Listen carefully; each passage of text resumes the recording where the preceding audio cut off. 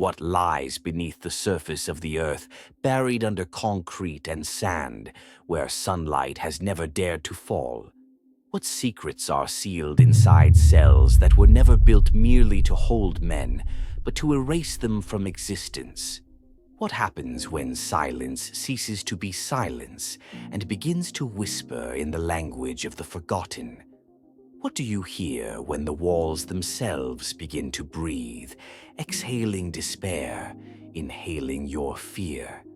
And what becomes of the human soul when it discovers the prison around it is not a cage of stone, but a living hunger that waits and waits and waits?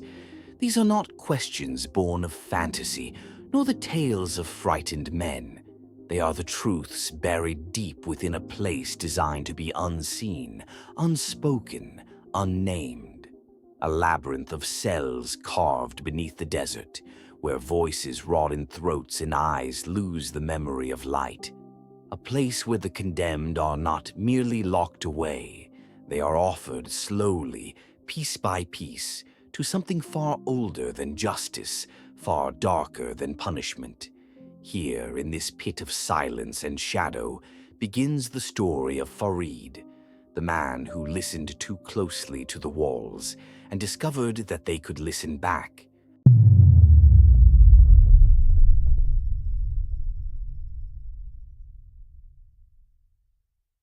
Beneath the barren desert, buried deeper than any map dared to admit, the prison lay like a tumor carved into the stone.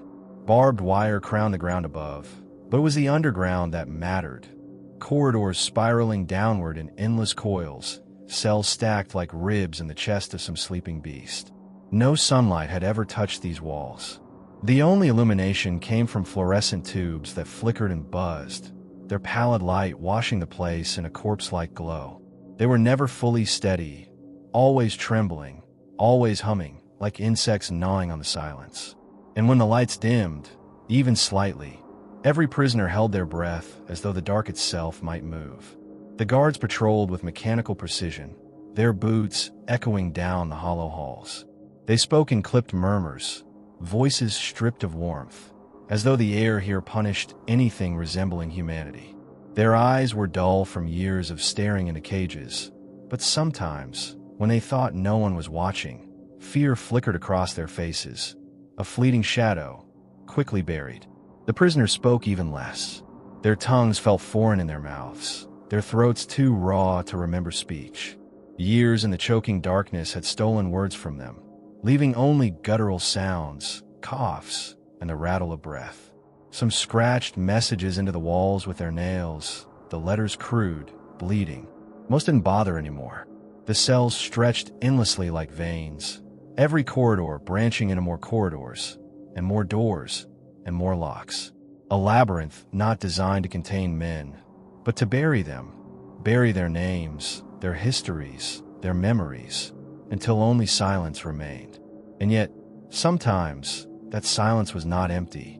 Sometimes, in the tremor of the lights or the pause between the guards' footsteps, whispers threaded through the stone. Whispers that did not belong to man.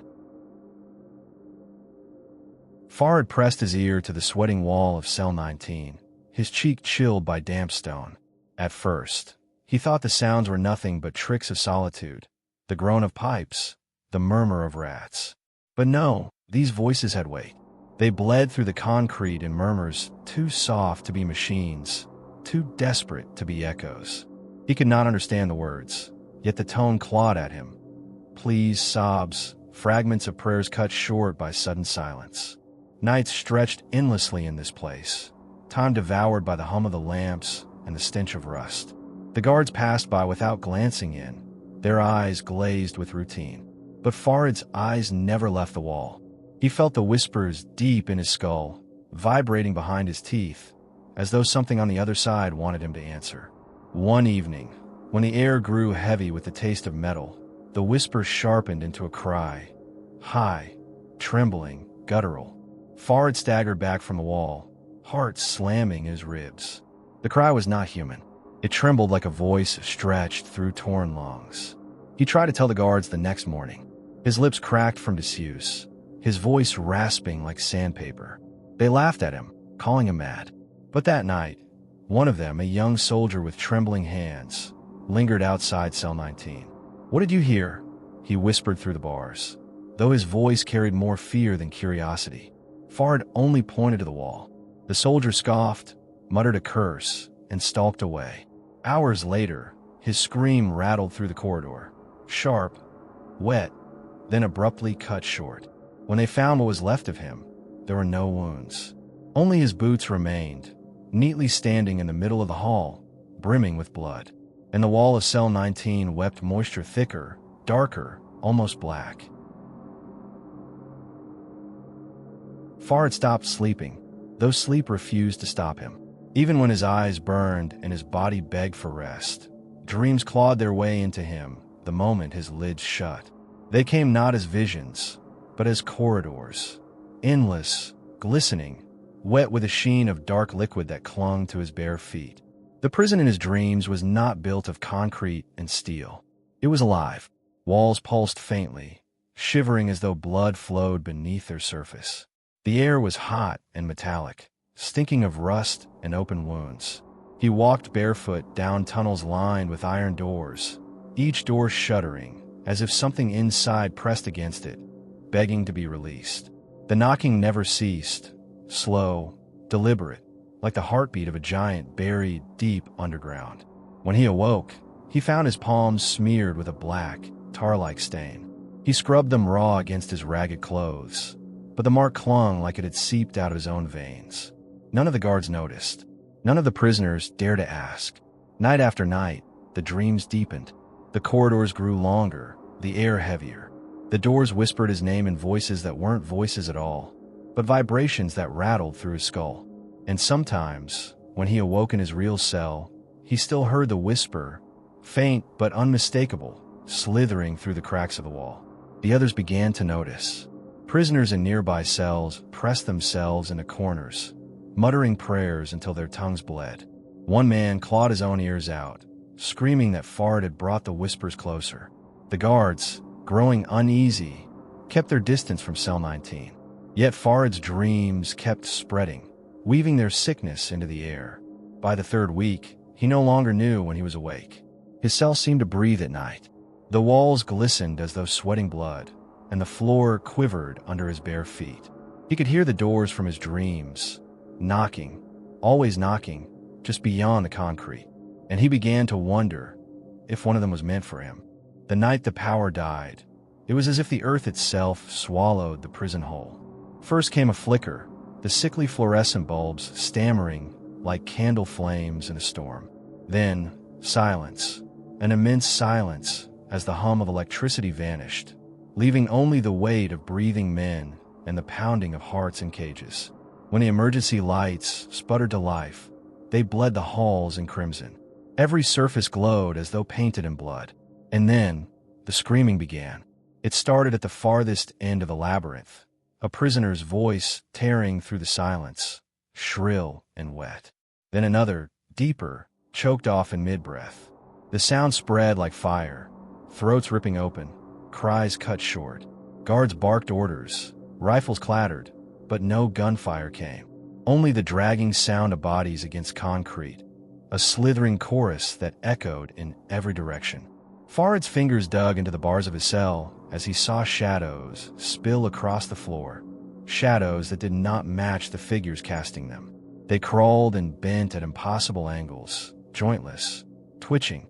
The crimson light flickered, and in those flickers the shadows grew teeth. When dawn never came, those who survived knew the prison had changed. The air grew hotter, thicker, filled with the sour tang of blood.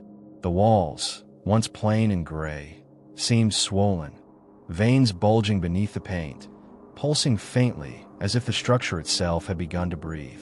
Cells stood open, but freedom was a lie. Prisoners who stepped into the hall did not return. Their screams carried for a few moments before choking into silence, leaving behind a stench that lingered for hours. Some men tried to pray. Their voices cracked, prayers turning to shrieks as unseen hands plucked them from their knees. Others wrapped their sheets around their throats, desperate to escape the whispers that threaded through the corridors. It wasn't madness. It was something worse. The whispers were no longer hidden behind walls. They were everywhere, in the air, in the blood, in the marrow of every man still breathing. Fard became the last soul in his row, the others dragged into the unseen maw of the prison. He sat trembling, back pressed to the corner, when footsteps began to echo down the corridor. But these were not the boots of soldiers, sharp and clipped. They were heavier, slower, dragging along the floor like chains pulling a carcass. With each step, the lights flickered harder. His heart throbbed in his ears, matching the rhythm of the thing that approached. The door to cell 19 creaked, though no hand touched it. Rust flaked and fell as the bars shuddered open. Fard wanted to scream, but his throat clenched shut. The corridor behind the door was no longer red-lit concrete. It was a tunnel of glistening flesh, lined with breathing walls, and far at the end, a door throbbed like a beating heart. The footsteps stopped at his threshold. Darkness pulled inward, swallowing the red glow. Fard's final thought before the dark claimed him was a dreadful certainty. This prison had never been built to keep men inside. It had been built to feed. And so the desert swallowed the screams, leaving nothing but wind and dust above. No records remained, no graves, no traces, only whispers seeping through the cracks of stone, waiting for another ear to press against the wall. Fard was gone, but the prison still breathed, hungry, patient, eternal. Some say if you listen closely in the dead of night, you can still hear the toll of unseen footsteps dragging closer, closer, closer. The story ends here, but the darkness never does. If you dare to walk deeper into the shadows with me, subscribe to the channel and let the next horror find you.